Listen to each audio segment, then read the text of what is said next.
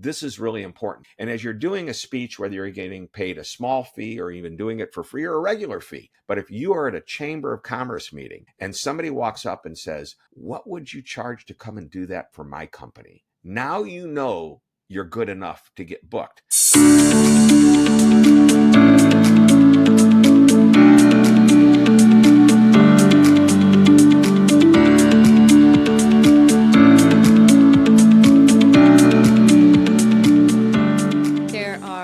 Conferences, seminars, associations, nonprofits. I love that you even brought up sponsors of events, right? That they need speakers too to represent them. Where is the best place of an emerging speaker to really begin? Because there's competition in all of those spaces. What are the first doors you should be knocking on?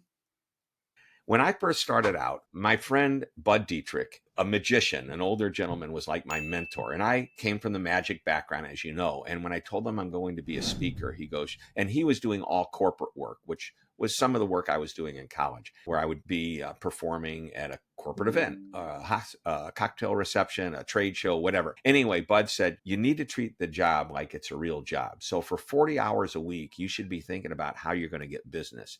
You can practice and write and create your content in the evenings and on the weekends. So that's number one, to keep that in mind. Number two, he says, perform as often as possible. So in other words, work and speak as often as possible. I called all the chambers, all the places that I thought might hire me, and I didn't care if they had $5 or $500. I'm going to get out there and I'm going to practice. And then I had friends, and I was young, but I had friends that were maybe 10 years older than me that had like one of my very, very good friends had a restaurant business, and he had several restaurants. So I said, hey, when are you going to have your next managers meeting? Well, they have a monthly. Can I come at no charge and do 15 minutes, because I need to get feedback on this content. So this is really important. And as you're doing a speech, whether you're getting paid a small fee or even doing it for free or a regular fee, if somebody's not coming up to you on a somewhat regular basis, now not every speech is going to have this. If you go to speak at a corporate event and everybody in the audience is an employee, those employees are not going to walk up to you and say, hey, can you come to my meeting? But if you are at a Chamber of Commerce meeting and somebody walks up and says, what would you charge to come and do that for my company? Now you know you're good enough to get booked. Next thing is, what do I charge? That's a whole nother conversation we can have.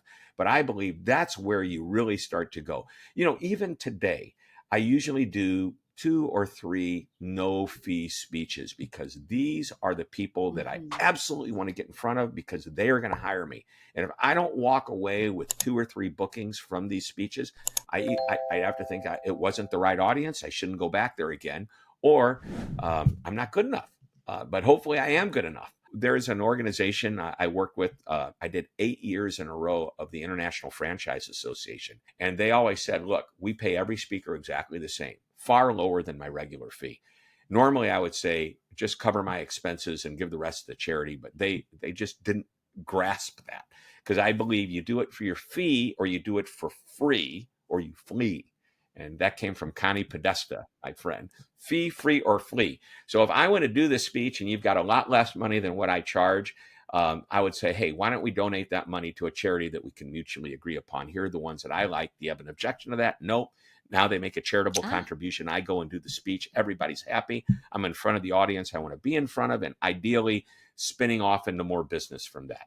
Brilliant marketing plan, right? Your next best talk is at the talk you're at. So it's okay if it's free, if it's strategic, you know, you're going to be in front of the right people. I love that you brought that up, because I do come across quite a few speakers who I will not speak for free. No talk is free.